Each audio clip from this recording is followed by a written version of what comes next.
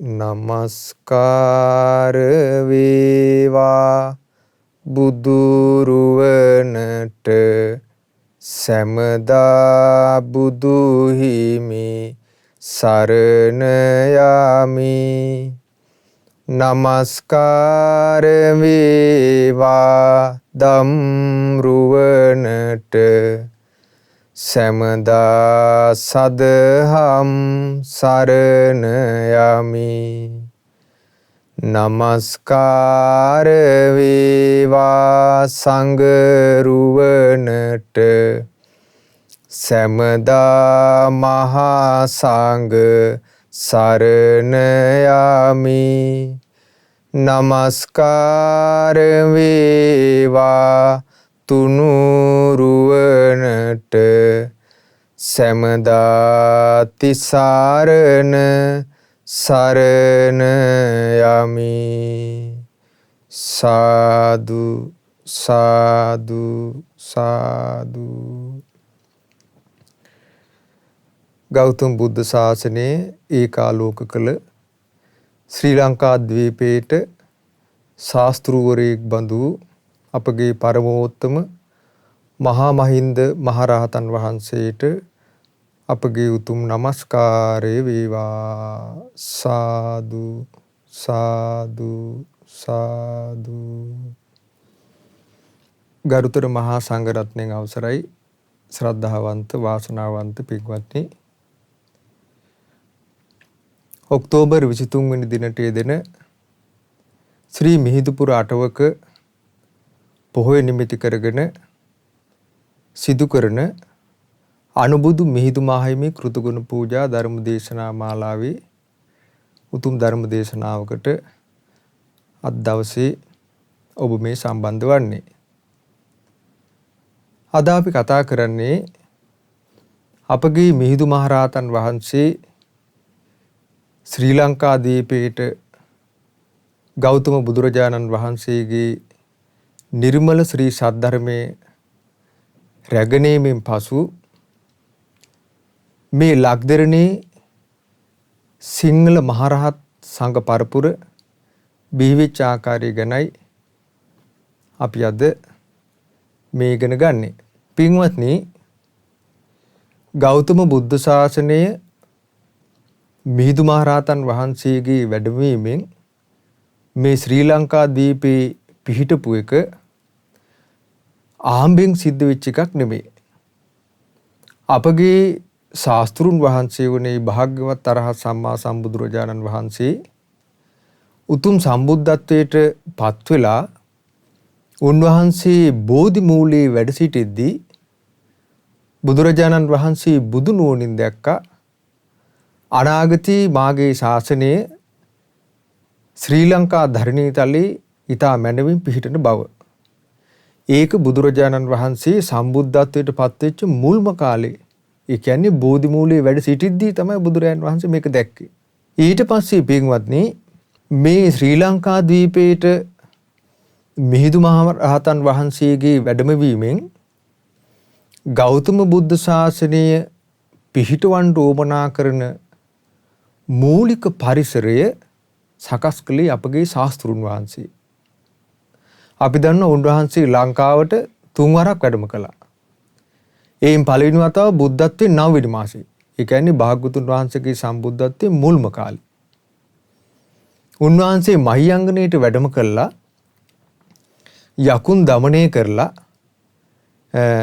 මේ ලංකාදීපයේ ආක්‍රමණය කළා හිටපු යක්ෂ පිරිස ගිරිදිවයින්ට පළවා හැරලා උන්වහන්සේ මේ ලංකාදීපේ වටා 3 වතාවක් උන්වහන්සේ වැඩම කරලා මේ මුළු ලක්දිවටම උන්වහන්සේ මහා ආරක්ෂාවක් පිහිටෙව්වා. එතකොට අපගේ බුදුරජාණන් වහන්සේ ඊට පස්සේ තවත් දෙවතාවක් ලංකාවට වැඩම කළා. ඒ විස්තර ඔබ කවුරුත් හොඳින් දන්නවා. ඊට පස්සේ පින්වත්නි, බුද්ධ පරිනිර්වාණයෙන් පස්සේ පළවෙනි ධර්ම සංගායනාව සිද්ධ වුණා. ඊළඟට අවුරුදු 100කට පස්සේ දෙවෙනි ධර්ම සංගායනාව සිද්ධ වුණා. ඊට පස්සේ අවුරුදු 236කට පස්සේ තුන්වෙනි ධර්ම සංගායනාව සිද්ධ වුණා. එතකොට තුන්වෙනි ධර්ම සංගායනාව සිද්ධ කරන්න සම්පූර්ණ රාජානුග්‍රහය දැක්ුවේ ධර්මාශෝක මහරජතුමා. ධර්මාශෝක මහරජතුමා ඒ විදියට තුන්වෙනි ධර්ම සංගායනාව සිද්ධ කරවලා ප්‍රදේශ 9කට ධර්ම දූත පිරිස් පිටත් කොට හරිද්දී ධර්මාශෝක රජතුමා තමන්ගේ අතිජාත පුත්‍ර රත්නය වන මහා මහින්ද රහතන් වහන්සේ මේ ශ්‍රී ලංකා ධරණී තලය වෙනුවෙන්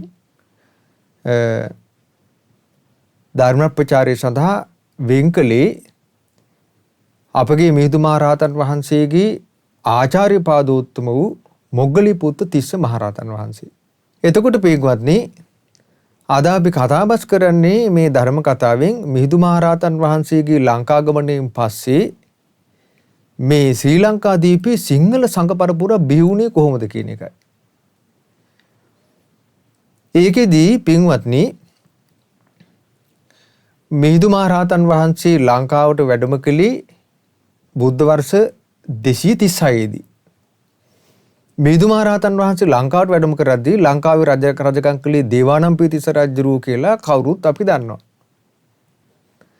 එතකොට මිහිඳු මහ රහතන් වහන්සේ ලංකාවට වඩින්න කලින් දේවානම්පියතිස්ස රජුරුව තිරුවන් සරණ ගිහිල්ලා හිටියා. හැබැයි ඒ වෙද්දී රජතුමා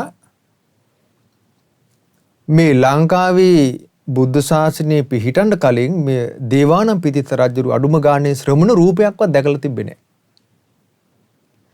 කොටින්ම කියන්නේ මිහිඳු මහ රහතන් වහන්සේට සිද්ධ වුණා මේ දේවානම්පියතිස්ස රජුරුව යම් කිසි විදියකින් මේ රහතන් වහන්සේලා දැකලා බයටපත් වෙයි කියලා මිහිඳු මහ රහතන් වහන්සේ ඒ ගමනට මේ ගිහි වේශයෙන් ඉන්න බණ්ඩු කුපාසකතුමත් කැඳව ගත්තා. එතකොට මිහිඳු මහ රහතන් වහන්සේගේ දේවානම්පියතිස්ස මහරජතුමාගේත් සම්මුඛ වී මේ කියන්නේ මුණ ගැහිම සිද්ධ වුණේ මිස්සක පර්වතයේ. මිහින්තලාවේ. එතනදී දේවානම්පියතිස්ස රජුරවන්ට මේ ශ්‍රමණ රූපයේ කොච්චර ආධුනික එකක් වුණාද කියන්නේ එකපාරට දේවානම්පියතිස්ස රජුරුව බය වෙලා තියෙනවා මිහිඳු මහ රහතන් වහන්සේ දැක්ක ගමන්. එතකොට ආන්ගේ බය වෙලා තැතිගෙන හිටපු වෙලාවේ තමයි අපගේ මිහිඳු මහ රහතන් වහන්සේ අර ලස්සන ගාථා වදාළේ. සමනාමයම් මහරජ ධම්ම රාජස්ස ශ්‍රාවකා. මහරජතුමනි අපි ධර්මරාජයන් වහන්සේගේ ශ්‍රාවක වූ ශ්‍රමණයන් වහන්සේලා වෙමු. තවේව අනුකම්පාය ජම්බුදීපා ඉදාකතා. ඔබටම මේ අනුකම්පා පිණිස තමයි අපි මේ දඹදිව ඉඳලා මෙහි වැඩියේ කියලා. ඊට පස්සේ තමයි රජුරවන්ට එකපාරට මතක් වුණා ධර්මාශෝක රජුරවන්ගේ පණිවිඩය. ඒක මතක් වුණා රජුරවන්ගේ බය සංසිඳුණා. ඊට පස්සේ අපි ඉතින් ඒ මුල් සිදුවීම අපි කවුරුත් දන්නවා. ඊට පස්සේ එදා රජුරෝ දඩගලිය ගිහිල්ලා හිටියා 40000ක් පිරිසත් එක්ක. ඉතින් කොහොම හරි මිහිඳු මහ රහතන් වහන්සේත් දේවානම්පියතිස්ස රජුරොත් අතර සතුටු කතා බහ ඇති වුණා. ප්‍රිය කතා බහ ඇති වුණාට පස්සේ උන් 40000ක් පිරිස පිරිවරාගත් රජුරුවට ඊට පස්සේ තමයි මිහිඳු මහ රහතන් වහන්සේ මුලින්ම ඉරිදියක් කළානේ. ඉරිදියක් කළා උන්වහන්සේත් එක්ක වැඩිය ඔක්කොම පිරිස රහතන් වහන්සේලා උන්වහන්සේත් එක්ක 5 නමක් වැඩියා. ඊට පස්සේ මිහිඳු මහ රහතන් වහන්සේත් එක්ක 6යි. ඊට පස්සේ බණ්ඩු කුපාසක. ඉතින් ඊට පස්සේ තමයි මිහිඳු මහ රහතන් වහන්සේ මුලින්ම ඉරිදියක් කළා මිහිඳු මහ රහතන් වහන්සේ විතරක්ම පෙනී සිටින්න. ඒ මොකද රජුරු බය වෙයි කියලා. ඊට පස්සේ තමයි උන්වහන්සේ මේ ඉරිදි අතෑරි. ඉරිදි අතෑරියට පස්සේ රජුරු දැක්ක අනිත් ශ්‍රමණයන් වහන්සේලා. ඊට පස්සේ ඒවා ස්වාමීනි මේ ශ්‍රමණයන් වහන්සේලා මේ කොයි වෙලාවෙද වැඩි කිව්වා. ඊට පස්සේ මහරජතුමනි මේ මා සමගම මේ ශ්‍රමණයන් වහන්සේලා වැඩි කියලා. ඊට පස්සේ පින්වත්නි අපි දන්නවා මිහිඳු මහ රහතන් වහන්සේ මුලින්ම රජුරවන්ට දේශනා කළේ චුල්ලහත්ති පදෝපම සූත්‍රය. ඒ විස්තර බොහොම ප්‍රසිද්ධ ඒවා. නමුත් ඒ වෙද්දී රජුරුව දන්නේ නැහැ මේ බුද්ධ ශාසනයක් පිහිටන්නේ කොහොමද? ඊළඟට භික්ෂුවගේ නැත්තම් බුදුරජාණන් වහන්සේගේ ශ්‍රාවක කුල පුත්‍රයෙ පැවිදි වෙන්නේ කොහොමද? මේ මොකක්වත් රජුරුව දන්නේ නැහැ. රජුරවන්ට හැම එකක්ම ආධුනිකයි. ඊට පස්සේ රජුරවන්ට කෝකටත් තිබිච්ච සැකේට රජුරුව මොකද කරේ? බණ්ඩුකුපාසක කැඳවලා බණ්ඩුකුපාසක කියන්නේ මිහිඳු මහරහතන් වහන්සේගේ මෑණියන්ගේ නැගණියගේ පුත්‍රයා. දේවි කුමාරියගේ නැගණියගේ පුත්‍රයා අනාගාමී උපාසක කෙනෙක්. ඉතින් මේ උපාසක පැත්තකට කැඳවලා විස්තර ඇහුවා. විස්තර අපන් පස්සේ තමයි රජුරවන්ට සම්පූර්ණ නිසක් බවට පත් උනේ. මේ වැඩම කළා ඉන්නේ අපගේ ධර්මාශෝක මහා නරේන්ද්‍රයාගේ පුත්‍ර රත්නයයි වැඩම කළා ඉන්නේ කියලා. එතනදී තමයි රජුරුවන්ගේ සැකේ හරියටම දුරු වුනේ. ඊට පස්සේ තාම එතකොට දැන් ලංකාවේ භික්ෂු පිරිසක් බිහි වෙලා මොකක්වත් නැහැ.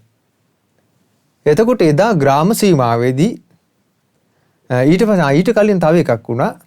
ඒ තමයි රජුරුව හවස්වරුවේ මාලිගාව බල්ලා පිටත් වෙන්න සූදානම් වෙද්දී කිව්වාද ස්වාමීනි මේ කුමාරයා ඒ කියන්නේ අර බණ්ඩුකුපාසක මේ කුමාරයා අපි කැඳවාගෙන යන්නම් කියලා. ඊට පස්සේ කිව්වා මහරජතුමනි මේ කුමාරයා මේ කුමාතරෝ උපාසකෙක් හැටියට හිටියට මේ කුමාරයා හොඳට බුදු ශාසනය හඳුනාගත්ත මාර්ගඵලලාභී බුදුරයන් වහන්සේගේ ශ්‍රාවකෙක්.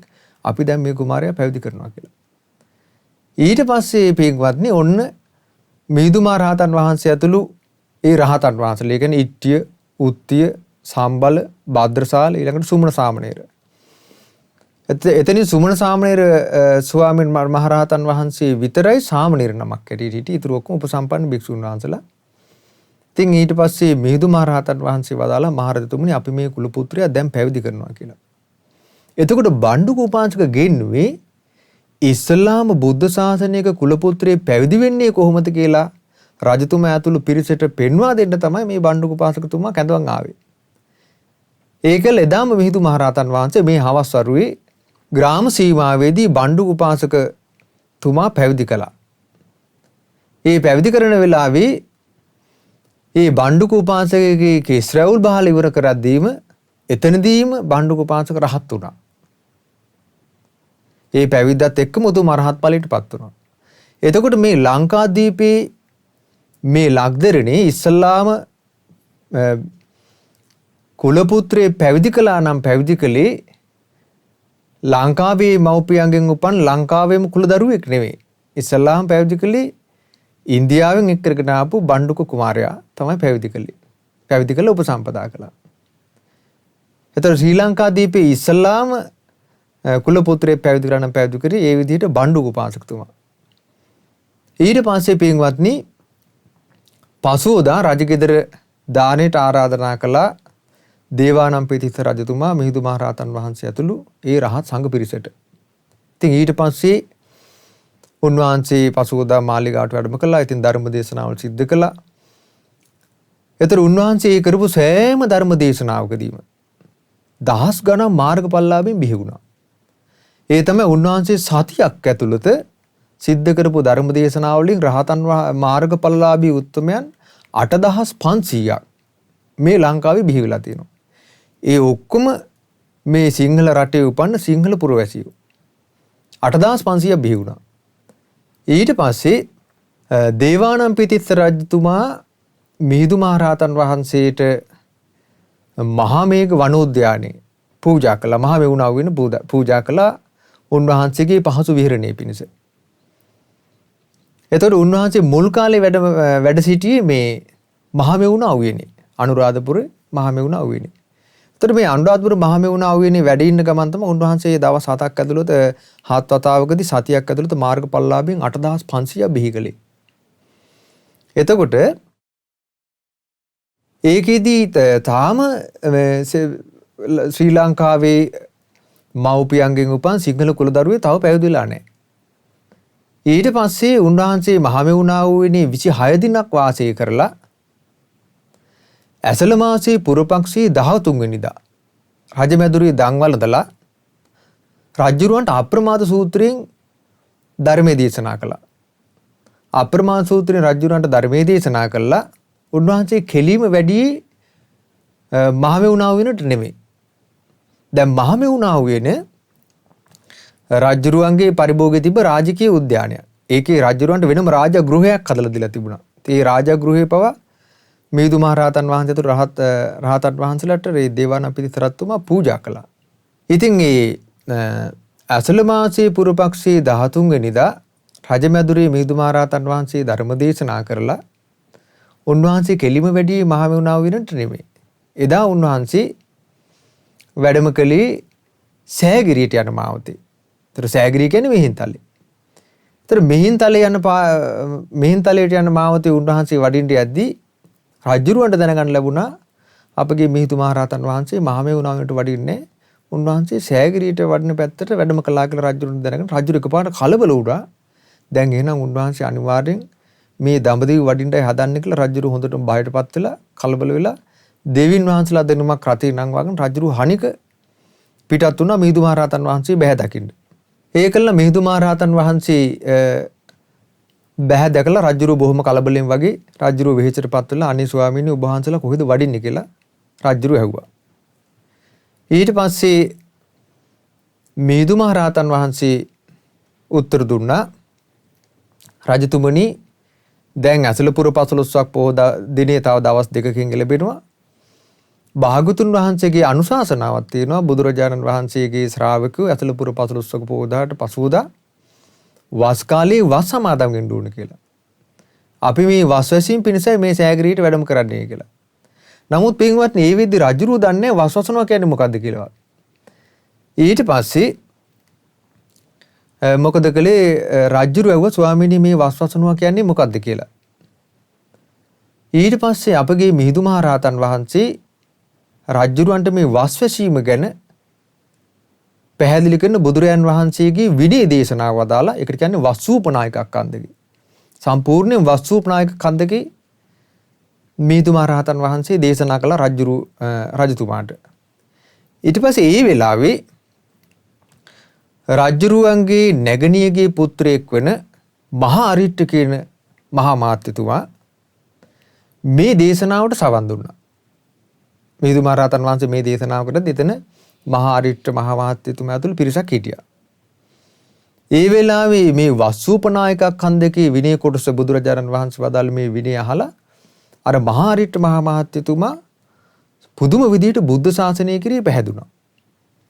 පැහැදිලා මහා අරිට්ඨ මහා මාත්‍යතුමා එතනදීම තීරණය කරා මම මේ ගෞතම බුදු ශාසනය මගේ සහෝදරයන් 55 දෙනාත් එක්ක පැවිදිනවා කියලා එතනදීම තීරණය කළා.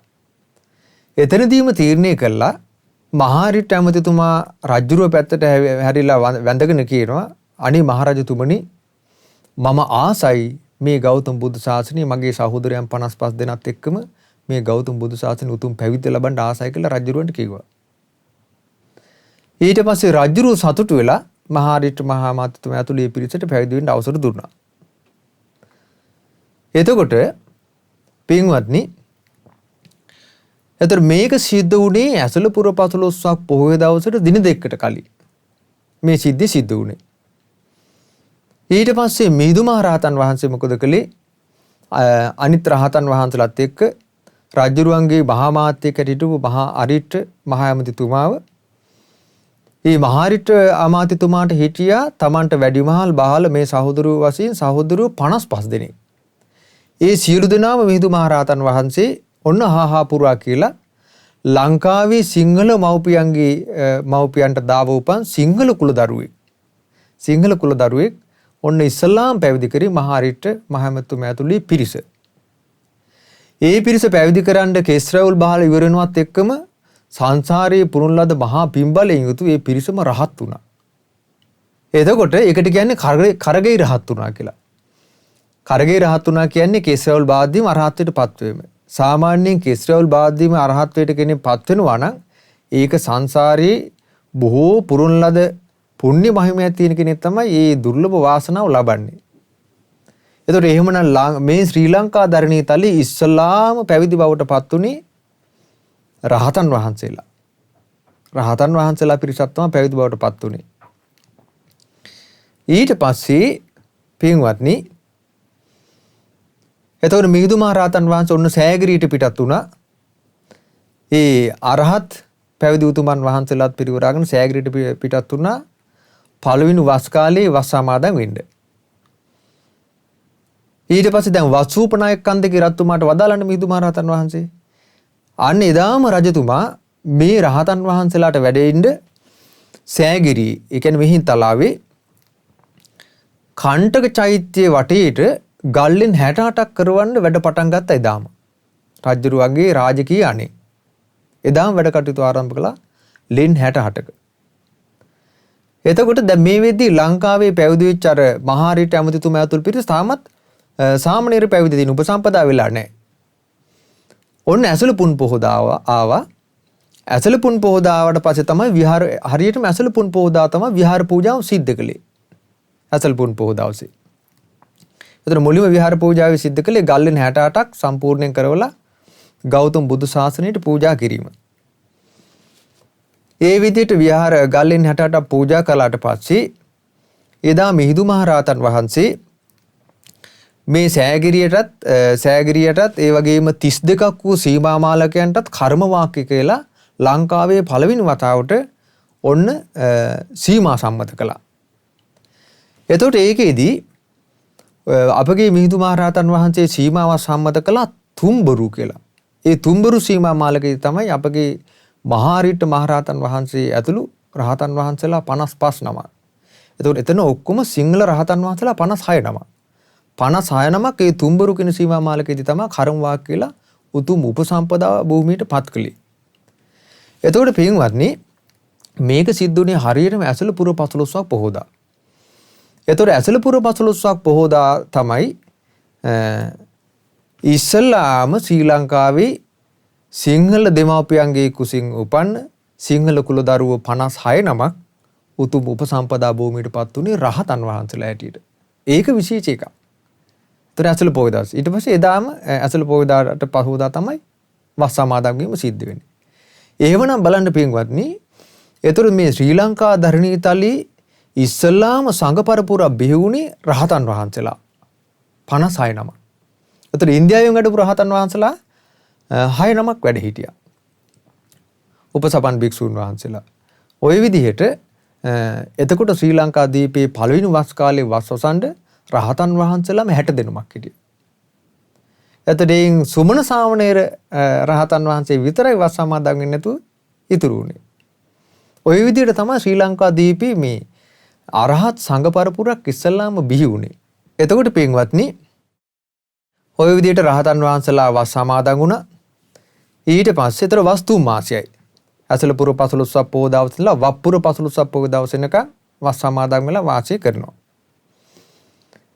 ඊට පස්සේ මුළුම රහතන් වහන්සේලා 60 දෙනෙක් මොහොත විදිහට වස් සමාදන් වෙලා වස් අවසන් වුණාට පස්සේ සාමාන්‍යයෙන් ඒ කාලේ තිබුණු චාරිත්‍රය තමයි ඒ කියන්නේ බුදුරජාණන් වහන්සේ ජීවමාන කාලේ වැඩිද්දී ඒ කාලේ බුදුරයන් වහන්සේගේ ශ්‍රාවකයෝ වස්තුම් මාසේ වස් සමාදන් වුණාට පස්සේ වස්තුම් මාසේ අවසන් වෙලා කෙලීම වඩින්නේ භාගවත් බුදුරජාණන් වහන්සේ බැහැ දකින්න. එතකොට ඒ වෙද්දී සාමාන්‍යයෙන් බුද්ධ කාලේ සිද්ධ වුණේ වස්තුම් මාසේ සමහරලාට භික්ෂුන් වහන්සේලා 69 සමහරලාට භික්ෂුන් වහන්සේලා 109 509 209 මේ විදිහට වස් සමාදන් වෙනවා. ඉතින් බොහෝ විට උන්වහන්සේලා වස් පවාරණය කළා බුදුරජාණන් වහන්සේ ළඟට යන්නේ භාගතුන් වහන්සේ බැහැ දකින්න රහතන් වහන්සේලා හැටියට. එතකොට මේ පුරුදු දිගටම බුද්ධ ශාසනය තිබුණා. එතකොට මිහිඳු මහරහතන් වහන්සේ ඇතුළු ඒ අරහත් සංඝ පරපුරත් වස් සමාදන් වෙලා වස් අවසන් කළා වප්පුර 15ක් පොහොදා දවසේ. ඊට පස්සේ මිහිඳු මහරහතන් වහන්සේ රජගෙදරට වැඩම කළා. මහරජතුමාට කියා හිටියා මහරජතුමනි අපි දැන් භාගතුන් වහන්සේ බැහැ දකින්න අපි දඹදිව වඩින්නයි දැන් බලාපොරොත්තු වෙන්නේ කියලා. ඉතින් මේව හැම එකක්ම පින්වත්නි දේවානම්පියතිස්ස රජුරන්ට අලුත් දේවල්.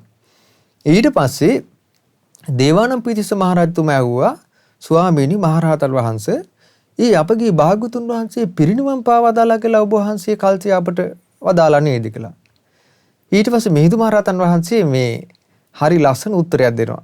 මහරජතුමනි අපගේ භාගතුන් වහන්සේ පිරිනිවන් පාවදාලා බව මා පැවසුවා තමයි. නමුත් මහරජතුමනි ඒ අපගේ භාගතුන් වහන්සේගේ ජීවමාන ශරීරී සර්වඥ ධාතුන් වහන්සේලා වැඩ ඉන්නවා. යම් විටක ඒ භාගතුන් වහන්සේගේ ශරීරී සර්වඥ ධාතුන් වහන්සේලා බැහැ දකින්නවද? එහෙම නැත්නම් භාගතුන් වහන්සේගේ උතුම් ධාතුන් වහන්සේලා වන්දනාමාන කරනවද? ජීවමාන බුදුරයන් වහන්සේ දැක්කා හා සමානයි කියලා. දැන් බලන්න ඒතකොට රහතන් වහන්සේලාට බුදුරජාණන් වහන්සේගේ ධාතුන් වහන්සේලා සම්බන්ධයෙන් තිබුණු ආකල්පය. එතකොට රහතන් වහන්සේලා සැලකුවේ කෙලින්ම භාග්‍යතුන් වහන්සේගේ ධාතුන් වහන්සේ ජීවමාන ශාස්ත්‍රුන් වහන්සේ හැටියට සැලකුවා. ඊට පස්සේ තමයි යොන්න පින්වත්නි දේවානම්පියතිස්ස රජුරවන්ට තේරුණා එහෙමනම් මේ මහරහතන් වහන්සේ ධාතුන් වහන්සේලා ලක්දිවට වැඩම කිරීම බලාපොරොත්තු වෙනවා කියලා. ඊට පස්සේ දේවානම්පියතිස්ස රජතුමා කිව්වා අනේ ස්වාමිනී අපි එහෙනම් භාග්‍යතුන් වහන්සේගේ ධාතුන් වහන්සේ නම මේ ලක්දිවට වඩම්මමු කියලා. ඊට පස්සේ ඔන්න මිහිඳු මහරහතන් වහන්සේ සතුටු වුණා. සතුටුලා කිව්වා එහෙමනම් මහරජතුමනි ඒ භාග්‍යතුන් වහන්සේගේ ධාතුන් වහන්සේ නමක් වඩම්මලා මේ ශ්‍රී ලංකා ධරණීතලේ ස්තූපයක් පිහිටවමු කියලා. ආන් එහෙම පිහිටුව පළවෙනි ස්තූපය තමයි තූපාරාමය.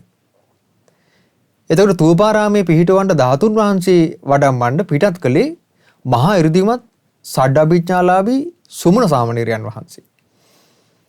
එතකොට තූපාරාමයේ පිහිටවන්න භාග්‍යතුන් වහන්සේගේ ධාතුන් වහන්සේ තූපාරාමයේ පිහිටන බුදුරජාණන් වහන්සේගේ ධාතුන් වහන්සේ වැඩ සිටියේ ශක්ති විදුල ළඟ. එතකොට මේ බුදුරජාණන් වහන්සේගේ ශ්‍රී බුද්ධ ශරීරයේ පිහිටපු දකුණු අකු ධාතුන් වහන්සේ. සුමන සාමණේරයන් වහන්සේ තමයි මේ ධාතුන් වහන්සේ ලංකා ධරණීතරණයට වැඩවීමේලා මිහිඳු මහරහතන් වහන්සේ සුමන සාමණේරයන් වහන්සේ තමයි යෙදෙව්වේ. ඊට පස්සේ පින්වත්නි ඉතින් මේ කතා විස්තර ඔබට අද මේ ධර්ම දේශනා මාලාවේ කොතිකුත් අහන්න ලැබෙනවා. ඉතින් අපි මේ රහත් සංඝ පරපුර බිහිවෙච්ච ආකාරය ගැන කතා බස් කරන්නේ. ඉතින් තූපාරාම මහාසෑය රජුරු සාදවලා අකුධාතුන් වහන්සේ තැන්පත් කරන මොහොතේ අපගේ බුදුරජාණන් වහන්සේගේ අදිෂ්ඨානයේ හැටියට ඒ වෙලාවේ මහා පෙළහරක් පෑවුණා.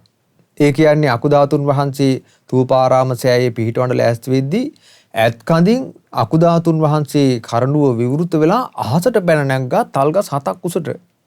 අහසට පැන නැගලා මහා පෙළහරක් පෑවා. එදා අපගේ භාගතුන් වහන්සේ ජීවමාන වැඩින්න සමයේ ගන්ධබ්බ රුක්ෂ මූලයේදී යම්සේ යමාමා පෙළහර පාවදාලාද ඒ විදිහටම අකුධාතුන් වහන්සේගෙන් යමාමා පෙළහරක් සිද්ධ වුණා.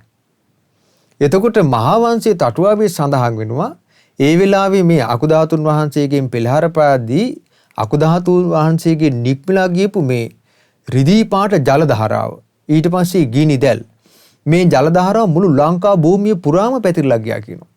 ඒතර බලමු මොනතරම් ආශ්චර්යයක්ද කියලා. මේ ලංකා ධරණී තලයේ මේ අකුධාතුන් වහන්සේගේ නික්මිච්ච ජල ධාරාවෙන් නොතෙමිච්ච තැනක් නැහැ කියනවා. ඒ තරම් ජල ධාරාවක් නික්පිලා ගියා. මහා ප්‍රාතිහාර්ය සිද්ධ වුණා. එතකොට මේ ප්‍රාතිහාර්ය බලපු ඒ කාලේ ශ්‍රී ලංකා වාසී සිංහල මිනිස්සු අතිශයින්ම පුදුමයටපත් වුණා. ආශ්චර්ය අద్భుත සිත් ඇති වුණා. ඒතර ඒ කාලේ එතකොට හිටියා මේ පෙළහර දකින වෙලාවේ හිටියා රජුරුවන්ගේ සොහොයුරියෙක් වන දේවානම්පියතිස්ස රජුරුවන්ගේ සහෝදරයෙක් මන්තාබේ කියන රාජපුත්‍රයා. මේ මන්තාබේ කියන රාජපුත්‍රයා මේ පෙළහර දකලා කොයිතරම් පැහැදුනාද කියන්නේ එවලේම දහසක් පුරුෂයන් සමග පැවිදි වෙන්න තීරණය කළා. මේක තමයි ගෞතම බුදු සාසනයේ ඊළඟ සංඝ පරපුර බිහි වෙච්ච අවස්ථාව. ඒ කියන්නේ ඊළඟ කුල පුත්‍රයන් පිරිස පැවිදි වෙන්නේ එතනදී. දහසක් පුරුෂයන් සමග මන්තාබේ කුමාරයා පැවිදි වුණා බුද්ධ ශාසනයේ මිහිඳු මහරහතන් වහන්සේ ළඟ. ඔන්න දැන් සංඝ පරපුර බිහි වුණේ මේ විදියට. එතකොට මේ පෙළහර දැකපු වෙලාවේ මේ නොයෙක් ලක්ෂ සංඛ්‍යාත කෝටි සංඛ්‍යාත පිරිස මේ පෙළහර දැක්කා. මේ පෙළහරට පැහැදිලා ඒ නගරයේ දකුණෙන් පිහිටි චේතාරි කියලා ගමක් තිබුණා. ඒ වගේම දොරමඩලාව. ඊට පස්සේ විහාර බීජ ගම. ඊට පස්සේ ගල්පිටිය, උපතිස්ස කියන ගම. මේ ගම් වලින් 500 ගානේ ශ්‍රී ලංකාවේ සදහැවත් කුල පුත්‍රයෝ මේ ගෞතම බුදු ශාසනයේ පැවිදි වුණා. මිහිඳු මහරහතන් වහන්සේගේ සමීපේ. එතන 2500ක් පැවිදි වුණා. ඒ කියන්නේ චේතාරි ගමෙන්, දොරමඩලාවෙන්, විහාර බීජ ගමෙන්, ගල්පිටියෙන්, උපතිස්ස ගමෙන් කියන මේ හැම ගමකින්ම 500 ගානේ පැවිදි වුණා. එතන 2500ක්. බන්තාබේ කුමාරයාත් එක්ක පැවිදි වුණා දහසක් පුරුෂෝ. එතන දහස් ගානක් දැන් බුද්ධ ශාසනයේ භික්ෂුන් වහන්සේලා බිහි වුණා මේ විදිහට ලංකාවේ. ඊට පස්සේ ඒ තූපාරාම මහා සෑය පිහිටවන පින්කමත් එක්ක ඒ කාල වකවානු වෙද්දී නගරේනුත් ඒ කියන්නේ අනුරාධපුර නගරේනුත් නගරයෙන් බැහැරත් බුද්ධ ශාසනයේ පැවිදි වෙච්ච කුල පුත්‍රයෝ ගණන 30000ක් කියනවා. 30000ක් දක්වා පැවිදිලා තියෙනවා. එතකොට ශ්‍රී ලංකාවේ ඒ දැන් ඒ හැමෝම රහත් වුණා. ඒ හැමෝම රහත් වුණා.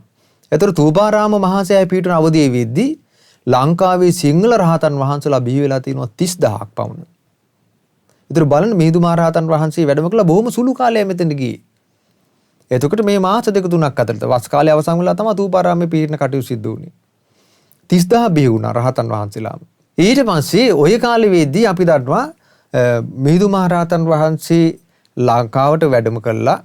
දෙවෙනි දවසේ රජගෙදර දන් වළඳලා රජුරුවන් ඇතුළු පිරිසට උන්වහන්සේ දේශනා කළා ප්‍රේතවත්තු විමානවත්තුත් ඒ වගේම සත්‍ය සංයුත්තයත්. ඒ දේශනාව අහලා රජුරුවන්ගේ මහානාග කියන මල්ලි කෙනෙක් හිටියා යෝ රජුරු. ඒ යෝ රජුරුවන්ගේ බිසව හිටියා අනුලා දේවිය.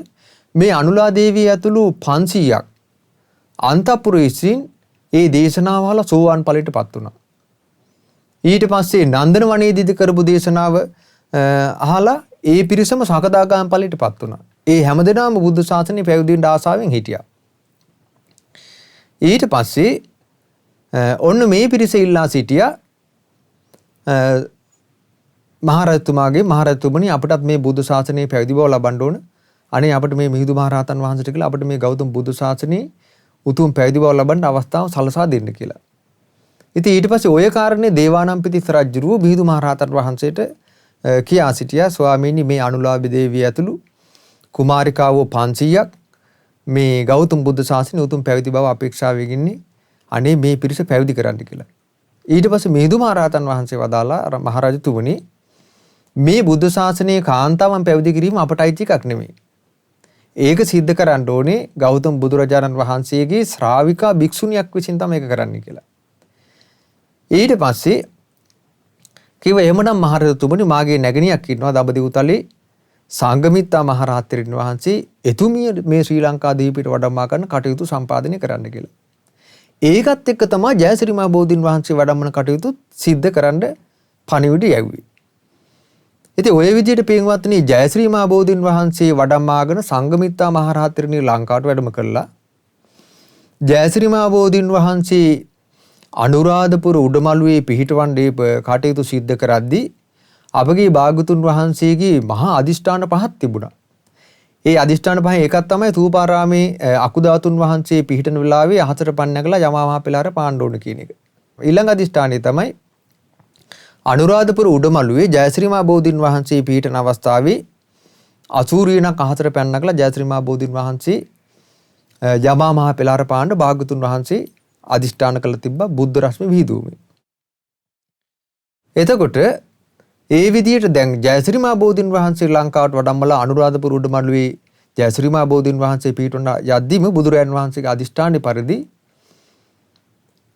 මේ ජයශ්‍රී මහ බෝධීන් වහන්සේ අසූරියනක් අහසට පැන නැගලා තියෙනවා. එතකොට බලන්න ඒ කාලේ හිටපු රහතන් වහන්සේලා ඒ කාලේ හිටපු ඒ සිංහල රජදරුවෝ ඊළඟට ශ්‍රී ලංකාවේ පහළ සිංහල වැසියෝ මේ සියලු දෙනා බලාගෙන ඉද්දී සිදුවෙච්ච පෙළහරවල් මේවා.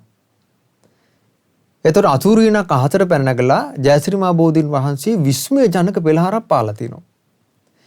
ඒ විස්මය ජනක පෙළහරේදී සිද්ධ වන්නේ ජයශ්‍රී මහ බෝධීන් වහන්සේගේ සියලුම පාත්‍ර වලින් ඊළඟට බෝධි ශාඛා වලින් මේ සවනක් ගන්න බුද්ධ රශ්මිය විහිදෙනවා. එතකොට මේ විහිදිච්ච බුද්ධ රශ්මිය මේ මුළු ලංකා පොළොවේම පැතිරලා ගිහිල්ලා ලංකා පොළොවේ වැදලා බඹලුව දක්වා මේ බුද්ධ රශ්මිය විහිදලා ගිහින් තියෙනවා. එතකොට බලන්න කොච්චර ආශ්චර්යයක්ද කියලා. එතකොට මේ හැම එකක්ම සිද්ධ වුණේ මේ අපගේ මිහිඳු මහරහතන් වහන්සේ වැඩවීමෙන් පස්සේ. මිහිඳු මහරහතන් වහන්සේ වැඩවීමෙන් පස්සේ මේ ශ්‍රී ලංකා වාසී බෞද්ධයාට උරුම වෙච්ච ශ්‍රේෂ්ඨ උරුමේ ඒකේ වටිනාකම අපිට සාමාන්‍යයෙන් මේ වචනෙන් කතා බහ කරලා ඉවර කරන්න බෑ. ඒකයි. ඉතින් ඒ වෙලාවේ මේ ජයශ්‍රී මහ බෝධීන් වහන්සේගෙන් සිදුවෙච්ච පෙළහර දැකලා මේ ඒ වෙලාවේ බුද්ධානුස්සති සමාධියට සම්බන්ධුණා කියනවා 100,000 ගණන් පිරිස. ඒතර දසදහසක් පුරුෂයෝ ඒ ජයශ්‍රී මහ බෝධීන් වහන්සේගෙන් සිදුවෙච්ච පෙළහර දැකලා ඒ බුද්ධ රශ්මිය දැකලා බුදුරජාණන් වහන්සේ කෙරෙහි චිත්ත ප්‍රසාදය ඇති කරා. ඒ වෙලෙම බුද්ධානුස්සති සමාධියට සම්බන්ධලා විදර්ශනා වඩලා දසදහසක් දෙනා අරහත්ත්වයටපත් වුණා. දසදහසක් දෙනා අරහත්ත්වයටපත් වෙලා අපගේ මිහිඳු මහරහතන් වහන්සේ සමීපයේ ගෞතම බුදු ශාසනයේ උතුම් පැවිදි බව ලැබුවා. එතකොට පින්වත්නි මේක විශේෂම සිද්ධියක් ගෞතම බුදු ශාසනයේ. ඒ කියන්නේ අපගේ බුදුරජාණන් වහන්සේ ජීවමානව වැඩ ඉන්න සමයේ එකවර දසදහසක් දෙනා අරහත්ත්වයට පත් වෙලා බුද්ධ ශාසනයේ පැවිදුණා නම් එකම එක වතාවයි අපි අහලා තියෙන්නේ. ඒ තමයි අග්ගිදත්ත බ්‍රාහ්මණයා දමනය කරපු වෙලාවේ. අග්ගිදත්ත බ්‍රාහ්මණයා බුදුරයන් වහන්සේ ජීවමාන කාලේ වැඩි හිටපු කාලේ මට මතකයි රජගහනුවර වගේ ඒ අග්ගිදත්ත බ්‍රාහ්මණයාත් එක්ක පිරිස 10000ක් හිටියා. ඒ පිරිස දමනය කළේ මුගලන් මහරහතන් වහන්සේ. මුගලන් මහරහතන් වහන්සේ මහා 이르දිපාලා අග්ගිදත්ත බ්‍රාහ්මණයා ඇතුළු පිරිස දමනය කළා. ඒ වෙලාවේ බුදුරජාණන් වහන්සේ තෙන්ට වෙලා ධර්ම දේශනා කළා. ඒ වෙලාවේ දසදහසක් දෙනා අග්ගිදත්ත බ්‍රාහ්මණයාත් එක්ක අරහත්ත්වයටපත් වෙලා ගෞතම බුදු සාසනේ පැවිදුණා. ඒ තරම්ම පිරිසක් එකවර අරහත්ත්වයටපත් වෙලා පැවිදි වෙච්ච පළවෙනි අවස්ථාවේ. ඊළඟට පින්වත්නි, ඒ වගේ දසදහසක් දෙනා එකවර අරහත්ත්වයටපත් වෙලා ගෞතම බුදු සාසනේ පැවිදුණා නම් මේ ශ්‍රී ලංකාදීපේ. ඉතින් ඒකයි පින්වත්නි මං කිව්වේ මේ ගෞතම බුදු සාසනේ ශ්‍රී ලංකාදීපේ පිහිටන එක මේක මේ ආමුලේ සිද්ධ වෙච්ච දෙයක් නෙමෙයි. සම්පූර්ණයෙන් සැලසුම් සහගතව බුදුරජාන් වහන්සේගේ බුදු නෙතින් බල්ලා බුදුරජාන් වහන්සේ ඒකට උවමනා කරන පසුබිම සකස් කරලා සිද්ධ වෙච්ච දෙයක්. ඔහොමයි ශ්‍රී ලංකාදීපේ රහත් සංඝ පරපුර බිහි වුණේ. ඔන්න එතන 10000ක් පැවිදුණා. ඊට පස්සේ ඔන්න දැන් ජයශ්‍රීමා බෝධීන් වහන්සේ වැඩිවීමත් එක්ක සංඝමිත්තා මහරහතන් වහන්සේ වැඩියා. ඊට පස්සේ අර අනුලා දේවිය ඇතුළු 500ක් අන්තපුර ස්ත්‍රීන් හිටියා. ඊළඟට තවත් කන්‍යාවන් 500ක් හිටියා. ඔක්කොම 1000ක් දෙනා. ඔන්න සංඝමිත්තා මහරහතන්ගේ සමීපේ අර අනුලා දේවියත් ඊළඟට කන්‍යාවන් 500ත් අන්තපුර ස්ත්‍රීන් 500ක් කියන 1000ක් දෙනා පළවෙනි වතාවට ඔන්න ශ්‍රී ලංකාවේ සිංහල මව්පියන්ගේ කුසින් උපන්න කුල දියණිවරුන්ට ඔන්න ඉස්සල්ලාම බුද්ධ ශාසනයේ පැවිදි හම්බුණා. එතනින් තමයි භික්ෂුණී පැවිදි ඉස්සලාම ආරම්භ වුණේ. එතකොට ඒක සංඝමිත්තා මහරහතන්ගේ මුල්ලා සිද්ධ වුණේ. එතන ඉස්සල්ලාම භික්ෂුණී පැවිද්ද භික්ෂුණීන් වහන්සේලා 19ක්. ඊටාම සුළු කලකින් මේ 19ම අරහත්ත්වයටපත් වුණා. ඔක්කොම රහතන් වහන්සේලාගේ මේක බිහි වුණේ. ඊට පස්සේ ජයශ්‍රීමා බෝධීන් වහන්සේ වඩම්මවන්නත් සංඝමිත්තා මහරහතන් මෙහෙණින් වහන්සේ වඩම්මවන්නත් දූත පිරිස හැටියට පිටත් කළා දේවානම්පියතිස්ස රජතුමා අරිට්ඨ කියලා අමාත්‍යයි. එතකොට ඒ අරිට්ඨ අමාත්‍ය අර කලින් කියපු අරිට්ඨ ඇමතුමා නෙමෙයි. මේත් රජුරුවන්ගේ නැගණියගේ පුත්‍රයෙක් වෙච්ච අරිට්ඨ කියන අමාත්‍යතුමා තමයි රාජ දූත පිරිස හැටියට ධර්මාශෝක රජතුමාව හම්බ වෙන්නත් ඒ වගේ මේ සංඝමිත්තා මහරහතන්ගේ බැහැ දකලා මේ මිහිඳු මහරහතන් වහන්සේගේ සංදේශය පවසන්නත් පිටත් කරේ අරිට්ඨ කියන ඇමති කෙනෙක්. ඒ ඇමතිතුමා ඒ යන්න කලින්ම දේවානම්පියතිස්ස රජතුමාගෙන් ඉල්ලා සිටි අනේ රජතුමනි මම මේ රාජ දූත මෙහෙවරට යන්න කැමතියි. නමුත් රජතුමනි මට මේ ලංකාද්වීපයට ආවට පස්සේ මට බුදු සාසනය පැවිදි වෙන්න ආසයි කියලා කිව්වට පස්සේ රජතුමා මේකට අවසර දුන්නා. මේ පිරිස ඊට පස්සේ ජයශ්‍රීමා බෝධීන් වහන්සේගේ පිහිටීමෙන් පස්සේ ඒ අරිට්ඨ ඇමතිතුමා 500ක් එක්ක මේ ගෞතම බුදු සාසනය පැවිදුණා. පැවිදිලා රහත් වුණා.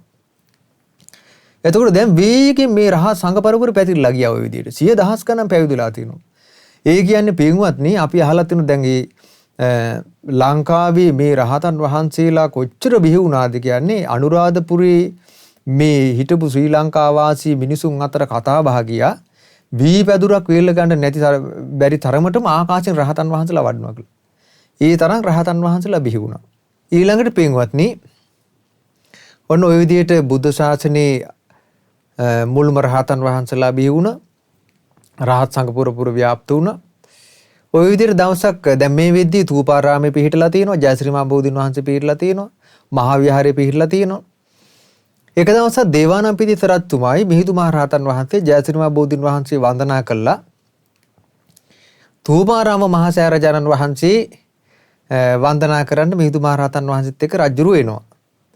එතකොට දැන් රජුරවන්ට දැන් ආස හිතුණා ගෞතම බුදු සාසනේ දැන් මේ ලංකාදීපේ පිහිටලාද කියලා දැනගන්න. ඊට පස්සේ රජතුමා ඇහුවා මිහිඳු මහරහතන් වහන්සේගෙන් ස්වාමීනි දැන් මේ ගෞතම බුදු ශාසනය මේ ශ්‍රී ලංකා ධරණීතලයේ පිහිටියා නේද කියලා. ඊට පස්සේ මිහිඳු මහරහතන් වහන්සේ වදාලා මහරජතුමනි ගෞතම බුදු ශාසනය දැන් මේ ශ්‍රී ලංකා ධරණීතලයේ පිහිටියා කිව්වා. හැබැයි තාම මුල් බැසගත්තේ නැහැ කියලා. ඊට පස්සේ ඇහුවා අනේ ස්වාමීනි මේ ගෞතම බුදු ශාසනය ශ්‍රී ලංකාදීපේ මුල් බැස ගන්නවා නම් මේ මුල් බැසගන්නේ කොහොමද කියලා.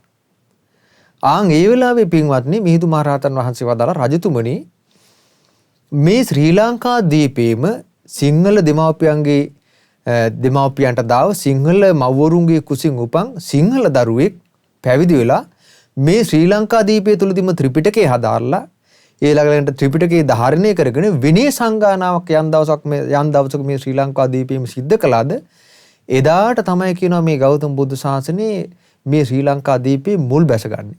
ඉතින් ඊට පස්සේ රජුරු අහනවා ස්වාමීනි මේ ශ්‍රී ලංකාදීපයේ උපන්න සිංහල මවුරුන්ගේ කුසින් බිහි වෙච්ච කුල පුත්‍රයෙක් පැවිදි වෙලා විනය සංගායනාවක් කරනවා නම් එවැනි දක්ෂකමක් තියෙන රහතන් වහන්සේ නමක් මේ සිංහල රහතන් වහන්සේලා අතර ඉන්නවාද කියලා.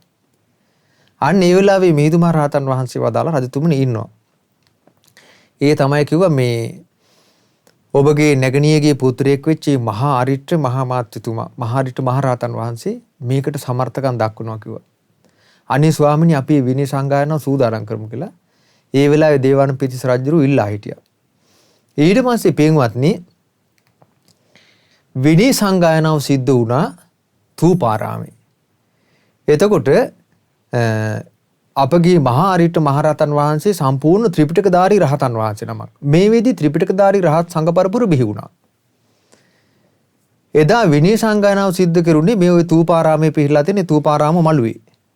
ඒතර තූපාරාමයේත් එක්කම තූපාරාම විහාර සංකීර්ණේ රජුරු හදලා පූජා කළා. ඒතර තූපාරාමේ එදා විනය සංගායනාව සිද්ධ වෙද්දී මිහිඳු මහ රහතන් වහන්සේ වැඩ සිටියේ දකුණු දිශාවේ තමයි උන්වහන්සේට ආසන පැනෙව්වේ. ඊට පස්සේ අරිට්ඨ මහ රහතන් වහන්සේ වැඩ සිටියා මිහිඳු මහ රහතන් වහන්සේට මුහුණලා උතුරු දිශාවට වෙන ආසනේ. ඒ විනය සංගායනාව සිද්ධ කරන්නේ ඒ බුදුරජාණන් වහන්සේගේ විනය සජ්ජායනා කිරීමෙන් තමයි විනය සංගායනාව සිද්ධ කරලා තියෙන්නේ. එතකොට මේ විනය සංගායනාව සිද්ධ කරද්දී එතෙන්ට එකතු වුණා රහතන් වහන්සේලා 68000ක්. එතකොට බලන්න ඒ වෙද්දි මේ ශ්‍රී ලංකාදීපේ රහතන් වහන්සේලා 68000ක් බිහි වෙලා තියෙනවා.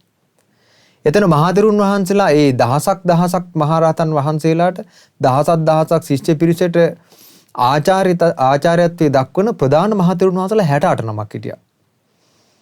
එතකොට විනය සාමාන්‍ය විනය පටන් ගන්නෙ විනය නිදාණයෙන්. එතකොට මේ මහරහතන් වහන්සේලා ඔක්කොම පිරිවරාගෙන එදා මහා අරිට්ඨ මහරහතන් වහන්සේ ධර්මාසනේ වැඩ සිටලා විනය නිදානේ දේශනා කළා. ඒ තමයි තේන සමේන බුද්ධෝ භගවා වේරංජායන් විහෙරති කියලා මේක පටන් ගන්නෙ. එතකොට එදා අරිට්ඨ මහරහතන් වහන්සේ තේන සමේන බුද්ධෝ භගවා වේරංජායන් විහෙරති කියලා විනය නිදානේ පවසද්දී මේ අහස පොළොව ගුගුරුලා ගිල්ලා තියෙනවා. ඊළඟට මේ ආකාශයේ හැම තැනම මේ විදුලි කොටලා ආලෝක පහළලා තියෙනවා. ඒ වෙලාවේ මහා පොළොව මේ මහා මූද කෙළවරකටගෙන මේ මහා පෘථුවිය කම්පා වුණා. මේ විනය සංගායනාව පටන් ගන්නවත් එක්කම. එහෙම තමයි මේ ගෞතම බුදු සාසනය මේ ශ්‍රී ලංකාදීපයේ මුල් බැසගත්තේ. මේ සිංහල රහතන් වහන්සේලාගේ විනය සංගායනාවේ. මේකේ පින්වත්නි හොඳ කාරණාවක් තියෙනවා අපිට තේරුම් ගන්න. ඒ තමයි මේ මහා පොළොව කම්පා කරගෙන මේ ගෞතම බුදු සාසනය ශ්‍රී ලංකාදීපයේ බැසගත්තා නම් මුල් ඇදගත්තා නම් ඒ ගෞතම බුදු සාසනේ ලේසියෙන් පරසතු රෝදුරකින් නසන්න බෑ. නැති කරන්න බෑ. අපි ගත්තොත් මහා වෘක්ෂයක් මේ මහා පොළොව ඇතුළට මේ මුදුන් මුලක් එක්ක බහැලා කුඩා අණු කුඩා මුළු වලින් විසිරලා මහා පොළොව ඇතුළට බැසගත්තා නම් ඒ වෘක්ෂයේ උඩින් කොච්චර සීන්දත් කඳින් කොච්චර සීන්දත් නැවත දල්ලා වැඩෙනවා. ඒ වගේ මේ බුදු සාසනේ මේ මහා පොළොව කම්පා කරගෙන මේ ලංකා ධරණීතරේ මුල් බැසගත්තට පස්සේ මේ බුදු සාසනේ නොයෙක් උවදුරු ආවා. පරසතුරු ආක්‍රමණ ආවා. අපි ගත්තොත් දකුණු ඉන්දියාවේ නොයෙක් ආක්‍රමණ ආවිත් මේ කිසිම අවස්ථාවක මේ බුදු සාසනේ සම්පූර්ණයෙන් මුළුණු පොටා දාන්න පුළුවන් කමක් ලැබුණේ නැහැ. මේක බුදුරජාණන් වහන්සේගේ බුද්ධානුභාවයෙන් සිද්ධ වෙන එකක්. රහතන් වහන්සේලාගේ අරහතානුභාවයෙන් සිද්ධ වෙන එකක්. ඉතින් මේ නිසා පින්වත්නි අපි හොඳට මේ ශ්‍රී ලංකාදීපේ අපි මේ සිංහල බෞද්ධ රටේ සිංහලයන් හැටියට ඉපදීමේ වාසනාව හොඳට තේරුම් ගන්න ඕන. මේ බුදු සාසනේ අවුරුදු 5000ක් යනකම් එහෙම නසන්න පුළුවන් කෙනෙක් නැහැ. මේක බුදුරජාණන් වහන්සේගේ බුද්ධ අධිෂ්ඨානයට අනුවයි සිද්ධ වන්නේ. ওই විදිහට බුදු ශාසනය පිහිටියා මුල් බැසගත්තා. එතකොට පින්වත්නි දැන් රහතන් වහන්සේලා ඒ විදිහ 68000ක් පළවෙනි විනය සංගායනාවේදී ඉඳලා තියෙනවා. එතකොට දැන් මේ විදිහට රහතන් වහන්සේලා දහස් ගණන් වැඩ වාසය කරද්දී මේ නොයේක් විහෙර විහාර ලංකාවේ ඉදි වුණා. ඒ තමයි මිහිඳු මහ රහතන් වහන්සේ වැඩම කරපු මුල් අවුරුද්දේ මිදිකල ඉස්ලාම් ඉදිකල විහාරේ මහා විහාරේ. එතකොට ඒක රහතන් වහන්සේලා පිරිසක් මහා විහාරය ඇසුරු කරගෙන රහතන් වහන්සේලා පිරිසක් වැඩ වාසය කළා. ඊළඟට දෙවනුව මිහින්තලේ සෑගිරි මිහින්තලේ විහාර සංකීර්ණේ සෑගිරිය. ඒතර චෛත්‍යගිරිය කියලාත් කියනවා. ඒතර මේ සෑගිරිය ඇසුරු කරන් නොයේක් සිය දහස් ගණන් රහතන් වහන්සේලා වැඩ වාසය කළා. ඊට පස්සේ තුන්වෙනිව දේවානම්පියතිස්ස රජුරුව ඉදි කළා ථූපාරාම මහා සෑය. ඒතර ථූපාරාම මහා සෑයත් එක්කම විශාල විහාර සංකීර්ණයක් ඉදි කළා.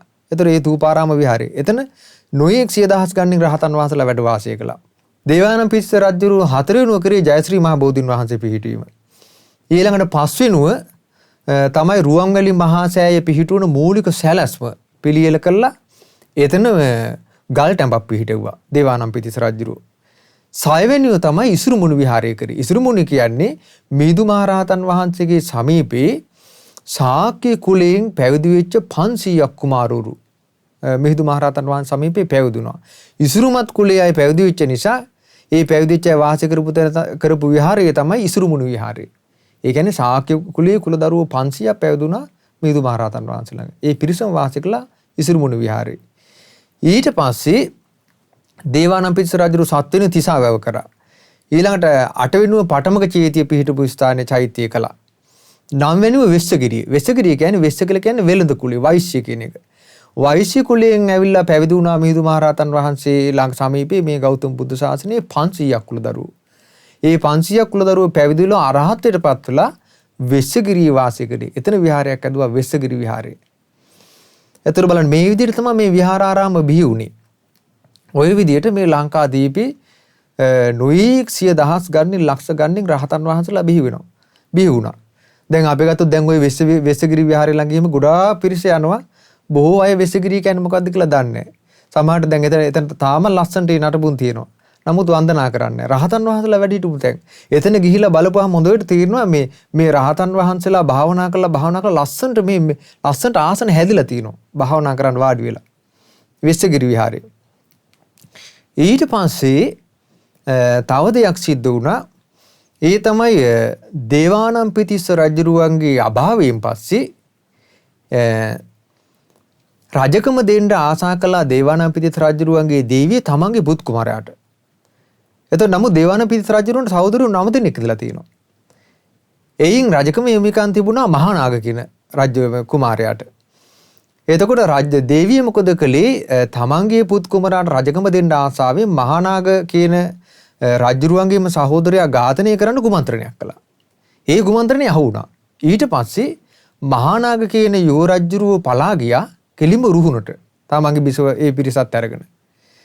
ඊට පස්සේ ඔන්න රුහුණේ වෙනම රාජ්‍යයක් ඊට පස්සේ බිහි වුණා. මහානාග රජුරුවගෙන් පටන් ගත්ත රුහුණු රාජ්‍ය බිහි වුණා. ඊට පස්සේ මේ මහානාග රජුරුව රුහුණේ කියලා රාජ්‍ය පිහිටුවා. දැන් රුහුණ කියලා කියන්නේ එතකොට සම්පූර්ණ මාගම්පුරුවෙන් පටන් ගත්තට පස්සේ කෙලිම රුහුණු රට කෙලිම මෙතන නැගෙනහිර පළාතට එනකම්ම එනවා. රුහුණු රාජ්‍යය. එතනින් මහානාග රජුරුව එහි රජකම් කළා. ඔන්න ඊට පස්සේ රහස් සංඝ පරපුර විහුණේ රුහුණේ දකුණු පළාතේ. නමුත් අනුරාධපුර රාජ්‍යයේ මේ වෙස්සගේ අපි ගත්තොත් මිහින්තලේ විශාල සංඝ පිරිසක් හිටියා. ඊළඟට අනුරාධපුර මහා විහාරයේ සංඝ පිරිස හිටියා. වෙස්සගිරියේ හිටියා. ඉසුරුමුණියේ හිටියා. නමුත් අලුත්ම රහස් සංඝ පරපුර බිහි වුණා දකුණේ. රුහුණු රාජ්‍යයෙන්. ඊට පස්සේ මහානාග රජුරුවන්ගේ පස්සේ ඊට පස්සේ යටාලතිස්ස රජුරුව. ඊට පස්සේ යටාලතිස්ස රජුරුවන්ගෙන් පස්සේ ගෝඨාභය. ගෝඨාභය රජතුමාගෙන් පස්සේ තමයි කාවන්තිස්ස රජතුමා. ඒතර මේ විදිහට ඊට පස්සේ රුහුණේ නොයේක් 100,000 ගණන් ලක්ෂ ගණන් මේ රහතන් වහන්සේලා බිහි වුණා. ওই විදිහට තමයි පින්වත්නි මේ ශ්‍රී ලංකාදීපේ මේ සිංහල රහස් සංඝ පරපුර බිහි වුණේ. කෝටි ගණන් රහතන් වහන්සේලා බිහි වුණා. ඒ කොච්චරද කියලා කියන්නේ ඊට පස්සේ අපි ගත්තොත් දැන් ඔන්න ඊට පස්සේ තමයි රුවන්වැලි සෑය දුටුගැමුණු මහරජතුමාගේ මූලිකත්වයෙන් රුවන්වැලි සෑයේ ඉදිවිද්දී රුවන්වැලි සෑයේ ධාතු නිදාන උත්සවයේදී බුදුරජාණන් වහන්සේගේ ද්‍රෝණයක් ධාතුන් වහන්සේලා අහසට පැන නැගිලා යමා මහ පෙළහර පාන වෙලාවේ 12 කෝටියක් රහත් වෙලා තියෙනවා. 12 කෝටියක් මාර්ගඵල ලැබලා තිනවා. ඒතර එතනින් අපි දන්නේ කී දහයක් පැවතුණා කියලා ගෞතම බුදු සාසනේ. ඒතර මේ වගේ රහත් සංඝ පරපුර පුදුම විදියට මේ ලංකා ධරණී තලයේ බැබිල්ලා ගිහිල්ලා තිනවා රහතන් වහන්සේලාගේ. ওই විදිහට රහත් සංඝ පරපුර බිහි වුණා. ඊට පස්සේ පින්වත්නි වළගම්බා රජුරුවන්ගේ කාලේ එද්දී ඒ කාලේ තමයි අපි ගත්තොත් එහෙම ඒ කාලේ නොයේ කරදර ආවා වළගම්බා රජතුමාගේ කාලේ. ඊට පස්සේ වළගම්බා රජතුමාගේ කාලේ තමයි ඉස්සලාම මේ රහත් සංඝ පරපුර දැන් වළගම්බා රජුගේ කාලේ දෙමළ ආක්‍රමණ ආවා. ඊට පස්සේ දෙමළ ආක්‍රම ඔක්කොම වළගම්බා රජතුමා ජයගත්තා. ජයරන් ආයෙත් බුදු ශාසනයේ මනාකොට මේ කටයුතු කරන්න වළගම්බා රජුරුව බුදු ශාසනය දියුණු කරන්න කටයුතු කළා. නමුත් මේ වළගම්බා රජුරුවන් දෙමළු ආක්‍රමණය කළ තිබු වෙලාවේ වළගම්බා රජුරුව පලා ගියා. ඒක සිද්ධ වුණේ වළගම්බා රජුරු අභිෂේකයටපත් වෙලා 5 වෙනි මාසේ දෙමළ ආක්‍රමණය ආවේ. ඉතින් ඒ වෙලාවේ රජුරවන්ට උදව් කරා කුපික්කල තිස්ස කියලා ස්වාමීන් වහන්සේ නමක්. එතකොට කුපික්කල තිස්ස කියන හාමුදුරුවෝ තමයි වළගම්බා රජුරවන්ට ඒ යුද්ධයෙන් පෙරදලා ගියපු වෙලාවේ ඊළඟට සම්පූර්ණයෙන්ම මේ රට ජයග්‍රහණය කරන්න උදව් කරේ. ඊට පස්සේ වළගම්බා රජුරෝ ආයමත් දෙමළු පරාජයටපත් කළා. රජු වුණාට පස්සේ වළගම්බා රජුරෝ වෙනම විහාරයක් කළා. ඒ තමයි අබේගිරි විහාරය. එතකොට ඒ අබේගිරි විහාරයේ පූජා කළේ කුපික්කල තිස්ස කියන ස්වාමින් වහන්සේට. නමුත් ඊට පස්සේ උන්වහන්සේ නිතර රජුරුවත් එක්ක කුළුපග වෙලා මේ කුල සංසර්ගයේ යෙදුණා. කුල සංසර්ගය කියන්නේ මේ ඒ කියන්නේ ගිහි පිරිසත් එක්ක අනවශ්‍ය භික්ෂුවකට නොගැලපෙන ආකාරයේ ඇසුරටපත් වීම. ඉතින් ඒ පාර මහා විහාරයෙන් මොකද කළේ? මහා විහාරයේ මේකට පැහැදුන්නේ මේ කුපික්කල තිස්ස ස්වාමීන් වහන්සේ නිතර රත්තුම ඇසුරු කරන්න පටන් ගත්තා. රාජ අමාත්‍යවරු ඇසුරු කරන්න පටන් ගත්තා. ඊට පස්සේ මහා විහාරයේ මේකට අවවාද කළා. අවවාද කළාට පස්සේ කුපික්කල තිස්ස මේ උන්වහන්සේ කුපික්කල තිස්ස හාමුදුරුවෝ මේකට කිපුණා. මේකට කිපිලා වෛර බැඳගත්ත මහා විහාරයේත් එක. එතකොට වළගම්බා රජුරුවෝ යුද්ධය දිනලා ඉස්ලාම පිහිටව විහාරයක් අබේගිරි. එතකොට මේ ගිරි කියන නිකාන්තය වාසය කරපු තැන එතන කඩලා සම්පූර්ණ විහාර සංකීර්ණයක් බිහි කළා. එතනත් ඒකත් එක තමයි අබේගිරි සෑය බිහි වුණේ.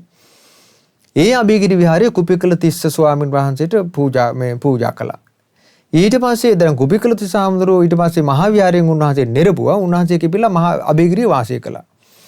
ඊට පස්සේ ඔන්න මහා විහාරයට විරුද්ධ පිරිසක් පළවෙනි වතාවට මේ බුද්ධ ශාසනයේ සිංහල සංඝ පරපුර කොටස් දෙකකට එහෙම වේගුණා නම් වේගුණේ මේ අබේගිරි විහාරය හැදිල්ලත් එක්ක.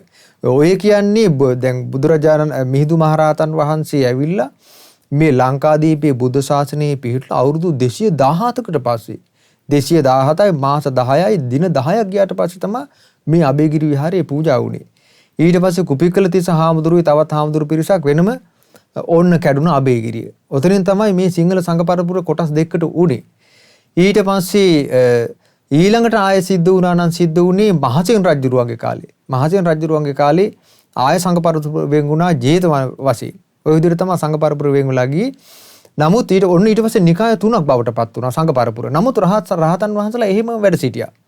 රහත් සංඝ පරපුර විශේෂයෙන්ම වැඩ සිටියේ මහා විහාරය ඇසුරු කරා.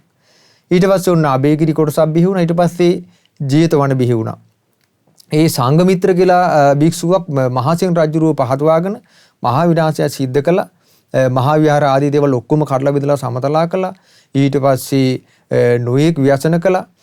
ඊට පස්සේ තමයි මේ ජේතවන සංඝ පරපුර වෙන් වෙලා එතනින් ගියේ. ඉතින් මේ සංඝ පරපුර මේ ත්‍රිනිකාය පරාක්‍රම බාහු රජුරුවන්ගේ කාලේ දිබුලාගල කස්සප කියන මහා යතිවරයන් වහන්සේ අවුරුදු 1200කට පස්සේ ආයෙමත් මේ ත්‍රිනිකාය එකතු කළා සංඝ සාමග්‍රිය සිද්ධ කරනවා.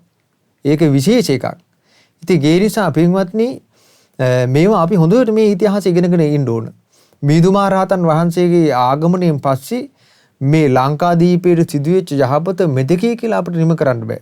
අද යම් තාක් සිංහල බෞද්ධ ජයශ්‍රීමා බෝධීන් වහන්සේ වඳිනවා නම් ඒ මිහිඳු මහ රහතන් වහන්සේ නිසා. යම් තාක් මේ නොයෙක් සිය ගණනින් ධාතුන් වහන්සේලා වැඩ සිටින ස්තූප රාජයන් වහන්සේලා වන්දනා කරනවා නම් ඒ මිහිඳු මහ රහතන් වහන්සේ නිසා. දැන් අපි ගත්ත අද ද්‍රෝණියක් ධාතුන් වහන්සේලා වැඩ සිටින ස්වර්ණමාලී මහා සෑරජරණ වහන්සේ දිනු 1000ක් දෙනා වන්දනා කරනවා මිහිඳු මහ රහතන් වහන්සේ නිසා.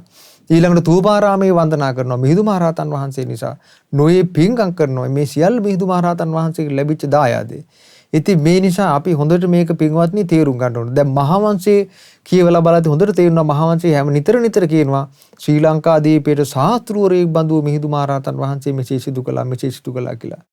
ඉතින් මේ වගේ මේ බුද්ධ ශාසනයේ සංඝ පරපුර බිහි වුණා. ඉතින් මේ නිසා පින්වත්නි අපි හොඳට මේ මිහිඳු මහ රහතන් වහන්සේ ගැන මේ අපි හොඳට හිත පහදවා ගන්න ඕන.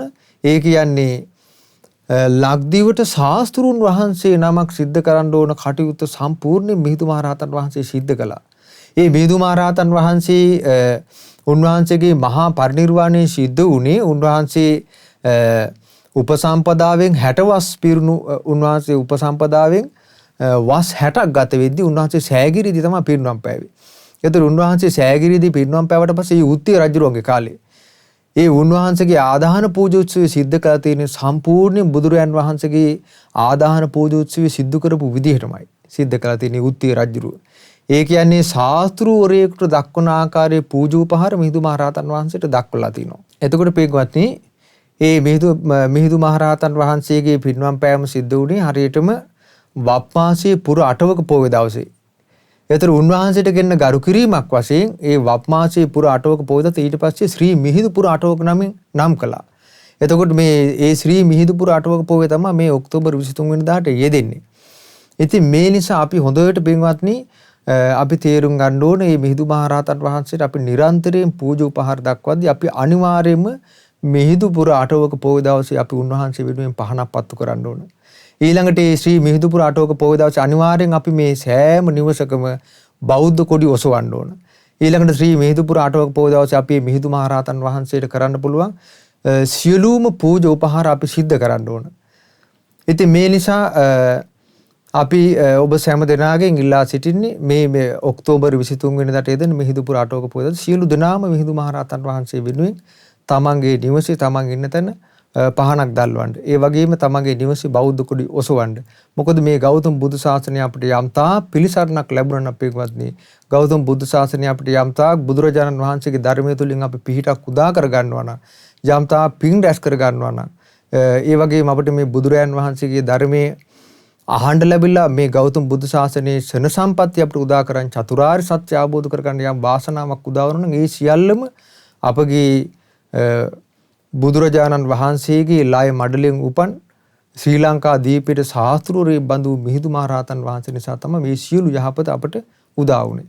ඉතින් මේ නිසා අපි සෑම සියලු දෙනාටම ආශිර්වාද කරනවා ඒ බුදුරජාණන් වහන්සේගේ ධර්මයේ පිහිට පිළිසරණ සලසාගෙන ඒ ධර්මයේ සරණ ගිහිල්ලා මිහිඳු මහරහතන් වහන්සේට කෘතගුණ දක්වමින් සීලාදී ගුණ ධර්ම පුරාගෙන දාන ආදී පින්කම් කරගෙන මේ ගෞතම සාසනය තුළ උතුම් චතුරාර්ය සත්‍ය ධර්මයන් අවබෝධ කරගන්න දුර්ලභ වාසනාව උදා වේවා කියලා සියලු දෙනාටම ආශිර්වාද කරනවා. අද දින අනුබුදු මිහිඳු මාහිමි කෘතගුණ පූජා ධර්ම දේශනාව සඳහා අනුග්‍රහය දක්වන්නේ කොරියාවේ සේවයේ නියුතු මාතර තල්ලරබේ පදිංචි පින්වත් එම් සමන් ප්‍රියංකර පුතුණුවන් විසින් විශේෂයෙන් මේ පින්වතුන් අද මේ ධර්ම දේශනාව සඳහා දායකත්වයේ සැලසීමෙන් බලාපොරොත්තු වන්නේ මිය පරලෝකීය එම් ධර්මදාස පියාණන්ට පින් අනුමෝදන් කිරීම පිණිසත් ඒ වගේම අද මේ ධර්ම දේශනාව සඳහා දායකත්වයේ දරූ සීලූම පින්වතුන්ගේ නමින් ඒ වගේම නන්නරින් උදව් උපකාර කළ සියලු දෙනා නමින් මිය පරලෝ යන්නට දුන සියලු ඥාතීන්ට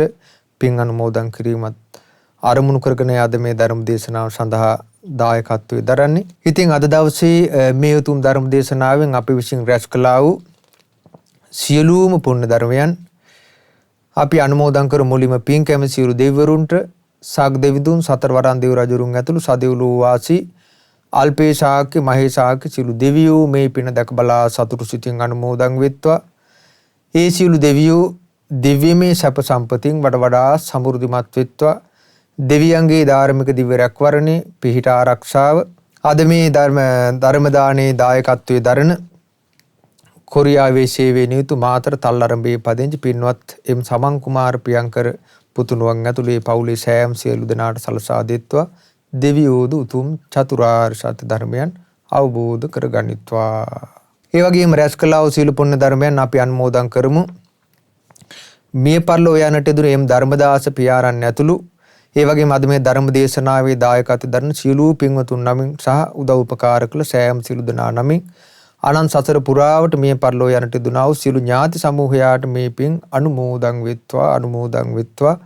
ඒ සියලුම දෙනා මේ පින් අනුමෝදන් වීමෙන් පරලෝ වශයෙන් නිදුක් වෙත්වා නිරෝගී වෙත්වා සැපයට පැමිණෙත්වා වහවහ සංසාර දුකින් අත් මිදෙත්වා.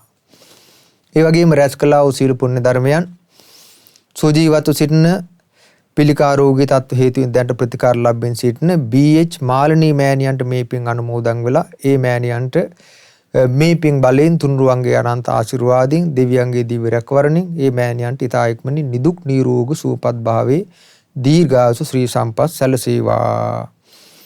ඒ වගේම රැස් කළා වූ සියලු පුණ්‍ය ධර්ම දැනට හෘද රෝගී තත්ත්වෙන් ප්‍රතිකාර ලැබෙමින් සිටින එම් සංජීව පුෂ්ප කුමාර වැඩිමහල් සොයුරාටත් මේ පින් අනුමෝදන් වෙලා නිදුක් නිරෝගී සුවපත් භාවයේ සැලසේවා. ඒ වගේම රැස් කළා වූ සියලු පුණ්‍ය ධර්මයන් අපි අනුමෝදන් කරමු අපගේ පරම පූජනීය ගුරු දේවෝත්තම කල්යාණ මිත්‍ර පින්වත් ලොකු ස්වාමින් වහන්සේට මේ පින් අනුමෝදන් වේවා. ඒ වගේම මහමෙවුනා වාසී සීල ස්වාමින් වහන්සේලාට මේ පින් අනුමෝදන් වෙත්වා. රට ලෝක වාසී ගරුතර මහා සංඝරත්නයට මේ පින් අනුමෝදන් වෙත්වා. උන්වහන්සේලාට මේ පින් බලෙන් නිදුක් නිරෝගී චිරජීවනයේ සැලසේවා. උතුම් චතුරාර්ය සත්‍ය ධර්මයන් අවබෝධ කර ගැනීම පිණිසම මේ පුණ්‍ය ධර්මයන් හේතු වාසනා වේවා. ඒ වගේම රැස් කළා වූ සීල පුණ්‍ය ධර්මයන් විශේෂයෙන් අපි අනුමෝදන් කරමු. අද දින මේ අනුබුදු මිහිඳු මාහිමි කෘතගුණ පූජා ධර්ම දේශනාව සඳහා විශේෂ දායකත්වයේ දරු කොරියාවේ සේවයේ නියුතු මාතර තල්ලරඹේ පදිංචි පින්වත් එම් සමන් පියංකර පුතුණුවන්ට මේ රැස් කළා වූ උදාර පින අනුමෝදන් වෙත්වා. ඒ වගේම ඒ පවුලේ සෑම සිළු දනාටත් මේ පින් එකසිය අනුමෝදන් වෙත්වා. අද මේ ධර්ම දේශනාව සඳහා දායකත්වයේ දැරීමේදී නන් අයුරින් උදව් උපකාර කළ සෑම සිළු දනාටත් මේ පින් අනුමෝදන් වෙත්වා. ඒ වගේම ශ්‍රද්ධා මාසික ධර්ම දාන සමාජිකයන්ට මේ පින් අනුමෝදන් වෙත්වා. ඒ වගේම ධර්ම ශ්‍රවණය කළ ඔබ සෑම සිළු දනාටත් මේ පින් එකසිය අනුමෝදන් වෙත්වා. ශ්‍රද්ධා කාර්ය මණ්ඩලයේ හැම දිනාටත් මේ පින් එකසිය අනුමෝදන් වෙත්වා. සෑම සිළු දනාට මේ පින් බලෙන් නිදුක් නිරෝගී චිරජීවනයේ සැලසේවා. හැම දිනාගේ හිතන පතන දැහැමි ප්‍රාර්ථනා සමෘද්ධිමත් වීමෙන් හැම දිනාගේ මෙලෝ ජීවිතේ වාසනාවන්ත වේවා. පරලෝ සුගති සම්පත් සැලසේවා. මේ ගෞතම ශාසනය තුලදීම සිළු දිනාට මුතුම් චතුරාර්ය සත්‍ය ධර්මයන් අවබෝධ කර ගැනීමේ පරම දුර්ලභ වාසනාව උදා වේවා. සාදු සාදු සාදු. සියලු දෙනාටම තෙරුවන් සරණයි. නමෝ බුද්ධාය. මෙවැනි වටිනා ධර්ම දේශනා නැරඹීමට ශ්‍රද්ධා YouTube චැනලය සබ්ස්ක්‍රයිබ් කර සීනුව ලකුණ ඔබන්න.